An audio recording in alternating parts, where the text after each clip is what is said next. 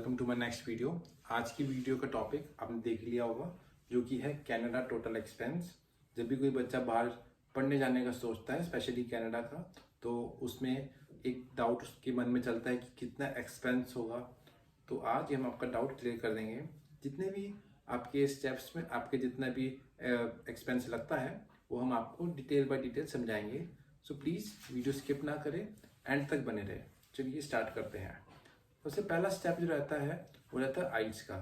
आइल्स का जो हमारा क्राइटेरिया है वो रहता है no less than 6 and overall 6.5। इसके लिए मैंने दो पार्ट्स में डिवाइड किया है इसकी कॉस्ट।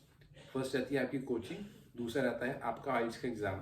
कोचिंग जो है आप कम से कम 1 से 2 महीने की ज़रूर लें, क्योंकि इस एग्ज़ाम में बहुत बारी ऐसा होता है कि बच्चे किसी एक जैसे रीडिंग हो गया या फिर लिसनिंग हो गया, उसमें 0.5 बैंड से रह जाते हैं और उनको फिर पूरा एग्ज़ाम की प्रिपरेशन भी करनी पड़ती है और फीस भी दोबारा देनी पड़ती है। तो प्लीज़ ऐसा ना करें, 1 से 2 महीने डट कर पढ़े और जब आपका 100% सेटिस्फैक्शन हो तभी एग्ज़ाम दें, ताकि आपका फर्स्ट अटैम्प्ट में ही आप ये एग्ज़ाम क्रैक कर रहे हैं।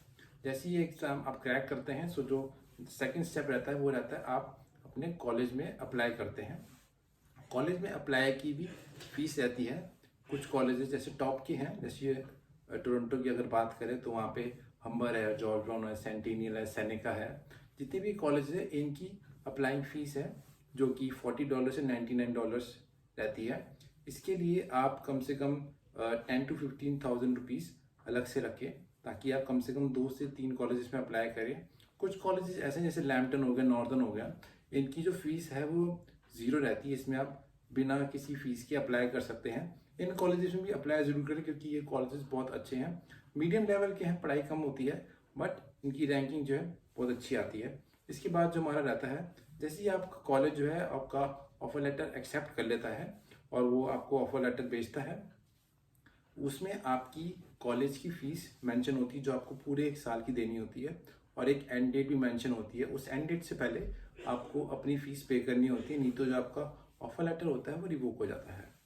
कितने बच्चे जो लोन भी जाते हैं लेने के लिए, वो ये चीज़ का ध्यान रखें कि जो आपकी लोन डिसबर्समेंट की अमाउंट है, अपने एजेंट को बताएं कि आपकी जो एंड डेट है उससे कम हफ्ता 10 दिन पहले आए, ताकि आप आसानी से जो कॉलेज की फ़ीस है वो टाइम से पे कर दें। जैसे ही आप ये फ़ीस पे करते हैं, फिर जो नेक्स्ट रहता है वो रहता है जीएससी। जीएससी के जो है वो $10,000 रहता है। अगर आप उसे इंडियन रुपीज़ में कन्वर्ट करते हैं तो वो कुछ 6 लाख रुपीज़ बनता है, जो कि आपका कनाडा में ही आपका बैंक अकाउंट खोलता है, चाहे वो CIBC हो या नोवा स्कोशिया हो। दोनों ही बैंक बहुत ही अच्छे हैं। जो आपका एजेंट रहता है वही आपका ये बैंक अकाउंट खुलवाता है।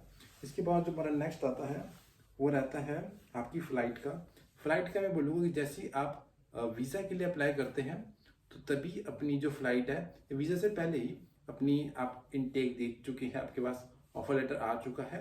तो ऑफ़र लेटर में आपके कोर्स की जो डेट है वो मेंशन रहती है। उससे कम से कम, जैसे अगर आपका मई इनटेक है, जैन इनटेक है, तो उससे पिछले महीने की 20 से 25 के बीच में आप ये कहते हैं अपनी फ़्लाइट ज़रूर बुक कर लें। उससे ये रहता है कि अगर आप फ़्लाइट पहले बुक करते हैं, खासकर रिफंडेबल या वन स्टॉप वाली, आपकी जो फ़्लाइट आगे जाके आपको 1.5-2 लाख में पड़ती है, वही फ़्लाइट आपको आसानी से 70 to 80,000 में, वो भी अच्छी वाली मिल जाती है। नहीं तो एंड में जो फ़्लाइट्स रहती हैं जो जिनका प्राइस थोड़ा कम रहता है, वो अच्छी भी नहीं होती और सफ़र इतना लंबा है कि बच्चों को बहुत सी दिक्कत होती है। तो प्लीज़ फ़्लाइट का ये चीज़ ज़रूर ध्यान रखें। फ़्लाइट के बाद जो हमारा फ़्लाइट का भी जो खर्चा है वो 80,000 से लेके 2 लाख के बीच में डिपेंड करता है कि आप कब बुक कराते हैं। उसमें भी रिफंडेबल वाली ज़रूर कराएं। फ़्लाइट के बाद जो हमारा खर्चा रहता है वो रहता है जब हम वीज़ा अप्लाई करते हैं, उसमें हमारे 3 खर्चे रहते हैं: मेडिकल, बायोमेट्रिक और वीज़ा अप्लाई का। मेडिकल और बायोमेट्रिक का सेम 5 to 6,000 रहता है। जो वीज़ा का है वो आपका 14 to 15,000 रहता है। जैसे ही आप ये सारे पे करते हैं और आपका वीज़ा आ जाता है, तो उसके बाद आपका जो खर्चा होता है वो रहता है आपका करेंसी चेंज कराने का। करेंसी चेंज जो हमारा रेट है उसके अकॉर्डिंग डिपेंड करता है। कम से कम हर बच्चा $1,200 to $1,500 ज़रूर कैरी करें, जो कि आपका रहता है 72,000 से 90,000 रुपीज़। फिर रहता है आपका लगेज। लगेज आपको 3 अलाउड होते हैं, 2 बड़े वाले और 1 कैबिन बैग। और जब आप अपनी फ़्लाइट कराएं तो उसमें प्लीज़ लगेज की डिटेल्स चेक कर ले। उसमें जो डिटेल्स हैं वो बहुत ज़रूरी हैं। उस डिटेल्स के अंदर ही आपका लगेज बैग होना चाहिए, फिर चाहे वो वेट है या फिर उसका साइज़ वगैरह है, वो ज़रूर चेक करें। लगेज बैग जो है आपके 15 से 18,000 के आते हैं। फिर उसके बाद आता है आपका बैक पैक, जो कि 1000 to 1500 रुपीज़ में बहुत अच्छा सा आ जाता है। फिर जो आपका रहता है नॉर्मल शॉपिंग का रहता है। नॉर्मल शॉपिंग में जैसे आपके क्लोथ्स का हो गया, इलेक्ट्रॉनिक्स का हो गया, राशन का हो गया, सो मैंने अलग अलग सेगमेंट डिवाइड करा हुआ है। क्लोथ की शॉपिंग आपकी 20 to 30,000 रुपीज़ में आ सकती है। वो आप पे डिपेंड करता है कि आप कितना स्पेंड करते हैं उस पर। बाकी इलेक्ट्रॉनिक्स है, लैपटॉप अगर आपके पास यहाँ पे कोई पुराना है तो वही लेके जाइए जो कि अच्छी कंडीशन में हो। यहाँ से नया ना लें, वहाँ जाके नया लें, क्योंकि अगर आप यहाँ का लेके जाते हैं तो एक तो उसकी वारंटी भी नहीं रहेगी। वहाँ जाके एक तो आपको सस्ता ही मिल जाएगा, प्लस अगर उसमें कुछ इश्यू आता है तो आप वहीं पे चेक करवा सकते हैं। बाकी जो हमारा रहता है चार्जर, केबल्स और ईयरफोन्स वगैरह, वो आपके 2 to 3,000 में ये सारी चीज़ें आ जाती हैं। यूनिवर्सल अडेप्टर ज़रूर कैरी करें। वो आप किसी भी फ्लिपकार्ट या अमेजोन से आपको 500 से 800 रुपये में बहुत ही अच्छा मिल जाएगा। इसके बाद रहता है हमारा राशन। राशन में जितनी हमारी ग्रॉसरीज रहती है, फिर सैनिटरी जैसे सोप हो गया, शैम्पू हो गया, कंडीशनर वगैरह हो गया, वो आप का सारा 15 to 20,000 रुपीज़ में आ जाएगा। बाकी आपके शूज़ वगैरह का होता है, वो आपका 8,000 से लेके 10,000 रुपीज़ तक रहता है। बाकी जितना भी ये खर्चा है ये आपके ऊपर डिपेंड करता है। आप ये कम भी कर सकते हैं, ज़्यादा भी कर सकते हैं, आपकी पॉकेट के अकॉर्डिंग। शूज़ कम से कम 2 से 3 पेयर ज़रूर कैरी करें।